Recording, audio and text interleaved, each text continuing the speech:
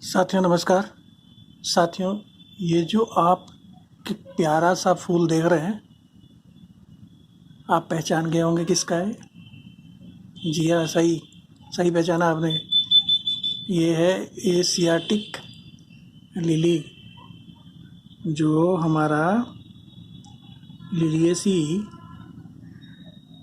कुल का जीनस है लिलियम, जिसके अंदर लगभग 100 तरह की प्रजातियां आती हैं, स्पीसीज आती हैं। तो हमने क्या किया था कि इसके बल्ब हमने अक्टूबर में लगाए थे, और अब ये देखिए ये कितने अभी देखिए इसमें इसमें कलियां निकल आई हैं। इसमें देखिए 4 हैं, और इसमें भी एक खिल गया है, और बराबर में आप ये देख रहे हैं इसके अंदर 2 हैं, इसके अंदर भी 2 हैं। तो ये हमारे जो 4 प्लांट हैं, हमने ये 4 बल्ब हमने इसके लगाए थे, और ये 90 दिन में फूल देने लगता है। हमारे यहाँ देखिए कितना सुंदर ये पौधा अभी लगा हुआ है। तो इसका जो फूल है ना, ये कीपाकार का होता है, इसकी वजह से ये विख्यात है। जो एशियाटिक लिली है, ये बहुत ही मशहूर पौधा है, और इसी की वजह से इसके फ्लावर की बनावट, इसके पौधे की बनावट की वजह से ये अच्छा रहता है। इसमें ये जो इसका तना है, ये कट फ्लावर के उसमें भी यूज हो जाता है। जैसे इसको काट लीजिए तो ये 14-15 दिन आपके गुलदस्ते में भी चल जाता है। वेज अपने अच्छे से वेज में रखिए इसको, तो ये उसमें भी बड़ा अच्छा खिलता है, और 14-15 दिन चल जाता है। तो और ये पौधा जो है बल्ब से मुख्य रूप से लगते हैं, सर्दियों का पौधा है। तो सर्दी में जैसे कि हम लोगों को भी धूप अच्छी लगती है, इसको भी, पौधे को इसके धूप पसंद है। तो ये हमने जब इसको लिया था, हाँ, जैसे कि मैंने बताया कि फूलों के पौधे जितने भी होते हैं, उनको जो मिट्टी चाहिए ना, ह्यूमस रिच मिट्टी चाहिए, जीवांश पदार्थ युक्त मिट्टी चाहिए। तो इसके लिए हमने गार्डन सॉइल, और ये भी है उसके साथ शर्त के वेल ड्रेन्ड हो। तो गार्डन सॉइल हमने ली थी लोम टाइप, सैंडी लोम टाइप, और उसमें हमने जो हमारा उसको वेल ड्रेन करने के लिए थोड़ा सैंड इसमें मिलाया था, और जो कंपोस्ट। और एक चीज़ और है कि बल्ब से लगने वाले जितने भी पौधे हैं, उनको फास्फोरस की अच्छी आवश्यकता होती है। तो इसमें बोन मील हमने लिया था, बोन मील मिलाया, हमने कंपोस्ट लिया, जो कंपोस्ट और गार्डन सॉइल हमने लेके, और इस गमले में हमने ये मिलाए थे। इनको नम मिट्टी चाहिए, इसमें हमने ये उगा दिए थे। और बस ध्यान यही रखना था, उस समय रखना होता है बल्ब के लिए, कि उसका टिप खराब ना हो, बड़े आराम से उसको लगा के और होगा, नहीं तो फिर निकलता नहीं। हम तो ये 5 बल्ब लाए थे, उसमें से 4 हमारे अच्छी तरह चल गए हैं, और एक में तो ये फ्लावर शुरू हो गया है। तो अब ये भी कुछ दिन में, 2-4 दिन में इनमें भी हमारे आ जाते हैं। इसको धूप पसंद है, तो जब तक फूल नहीं निकलते तो हम इसको धूप में रखते हैं। लेकिन अब फूल निकलने शुरू हो गए हैं, तो इसके 2-3 घंटे धूप चाहिए। तो हम इसे शेड के अंदर, मतलब हमारी पैरसल शेड, और अपने शेड में ग्रीन नेट में रखते हैं, जहाँ हल्की सी धूप भी आती रहती है। तो वहाँ पे ये अच्छा चल रहा है। तो इसको वेल ड्रेन्ड लेकिन सिंचित मिट्टी इसको चाहिए। तो जो हमारा जीनस लिलियम है, उसमें कि मैं लिलियेसी फैमिली कुल का ये पौधा है। तो इसको फुल सन या हाफ डे सन इसको चाहिए, और इंडोर में, जैसे जनरली ये इंडोर में ही उगाया जाता है। इसमें बस थोड़ा सा यही ध्यान रखना है कि इसमें इसका थोड़ा पौधा ये टॉक्सिक होता है, तो इसको हमें जानवर वगैरह से, इससे अपने पेट से बचा के रखना है। और जैसे कि मैंने बताया कि इसमें अब जैसे फूल खिल गया है, उससे पहले भी हम इसमें लिक्विड फर्टिलाइज़र, जो हमारा ऑर्गेनिक लिक्विड फर्टिलाइज़र है, जिसमें हमारा कंपोस्ट है, हमारी खली है जो नीम की और मस्टर्ड खली, इनको भिगो कर रख देते हैं और उसी को फिर नीचे इसके जड़ के पास स्प्रे करते रहते हैं। तो इसको महीने में एक बार लिक्विड फर्टिलाइज़र दे देना चाहिए, क्योंकि पत्तियों वालों पौधा की तुलना में, जैसे कि स्पाइडर है, उसको उतने फर्टिलाइज़र की ज़रूरत नहीं, जितनी फूल वाले पौधों को ज़रूरत रहती है, तो उनको हमें लिक्विड फर्टिलाइज़र देते रहना चाहिए। तो हम 15-20 दिन में इसमें लिक्विड फर्टिलाइज़र दे देते हैं।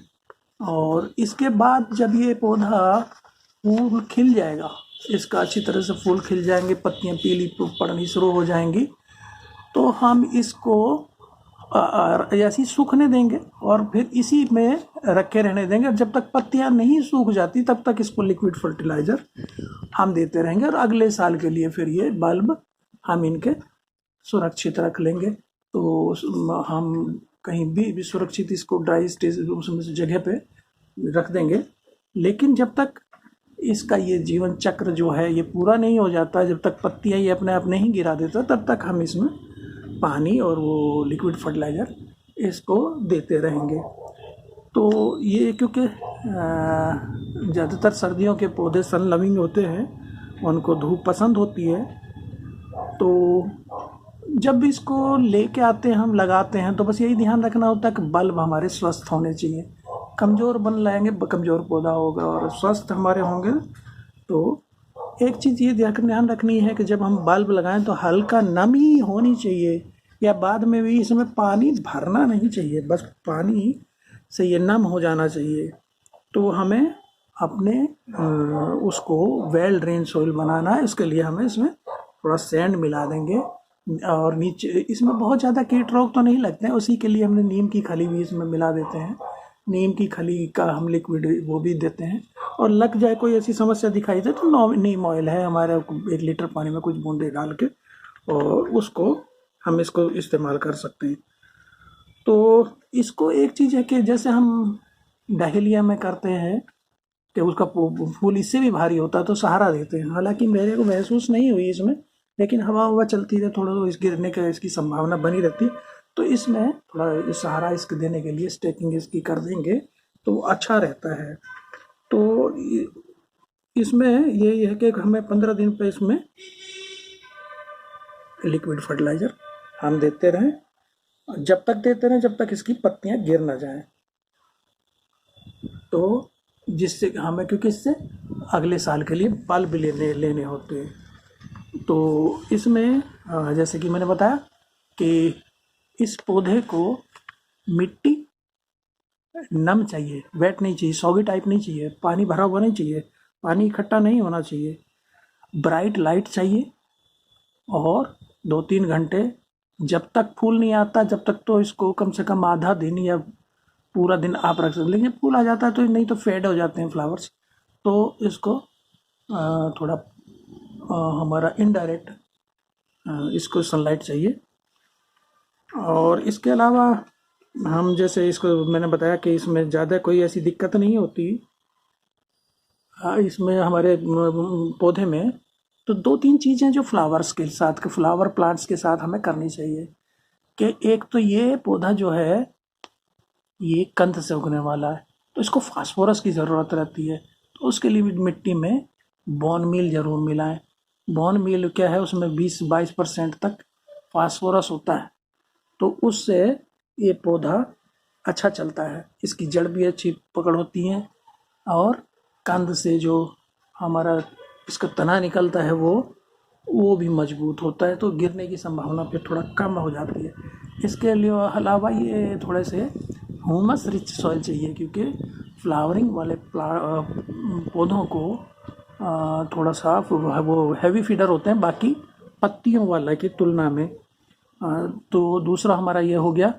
और तीसरा हमें वही ओवर वाटरिंग नहीं करनी, अंडर वाटरिंग नहीं करनी, ब्राइट सनलाइट, इनको इनडायरेक्ट सनलाइट देनी है जब फूल निकल आए, और फूल निकलने से पहले इनको हमें आप आराम से धूप में रख सकते हैं। गर्मी की धूप इनको, सर्दियों की धूप इनको पसंद है, सर्दी में ये उगने वाला ये हमारा पौधा है। तो इस तरह हम इसकी बल्ब से लेके बल्ब तक, जैसे मैंने बताया कि जब इसकी पुट्टी गिरा देंगे तब तक हमें ये लिक्विड फर्टिलाइज़र देते रहना है इसको। तो ये 3-4 चीज़ें जो इसमें करने की थी मैंने बताई कि इसमें सनलाइट कैसे देनी है, इसकी सोयल मिक्स जो हमारा है कैसे तैयार करना है। अब गमले में जैसे वही वेल ड्रेन सोइल के लिए इसमें गमले में छेद होना ही चाहिए, तो वो हमें रखना है। और अगर हमारी मिट्टी नहीं वेल ड्रेन नहीं है तो उसको, या चिकनी मिट्टी है या क्ले टाइप है, तो उसमें हमें सैंड मिलाना ही होगा। तो ये हमें थोड़ा सा इन चीज़ों का ध्यान रखना है। 15 दिन पर इनको लिक्विड फर्टिलाइज़र देना है, और जब ये फूल हमारे आ जाएंगे, खिल जाएंगे, तो इसकी इनकी पिंचिंग कर देंगे और अपने लिए हम बल्ब अगले साल के लिए बचा के रख लेंगे। तो ये थी इसकी जानकारी। हमारा जो खूबसूरत सा ये पौधा है लिलियम का, तो आपने इसमें बहुत सारे तरह के फूल खिलते हैं, तो आप उसी तरह से अपना अलग अलग कलर के फूल के बल्ब अपना लिख के उस पर सुरक्षित रख लेंगे अगले साल से। तो ये जानकारी मेरी कैसी लगी दोस्तों? अगर पसंद आए तो मेरे चैनल को सब्सक्राइब करिए, जिससे कि और अच्छी अच्छी अलग अलग नई नई वीडियोस आप तक पहुंचती रहें, और बेल आइकन को ज़रूर दबा दीजिएगा। थैंक यू दोस्तों, नमस्कार।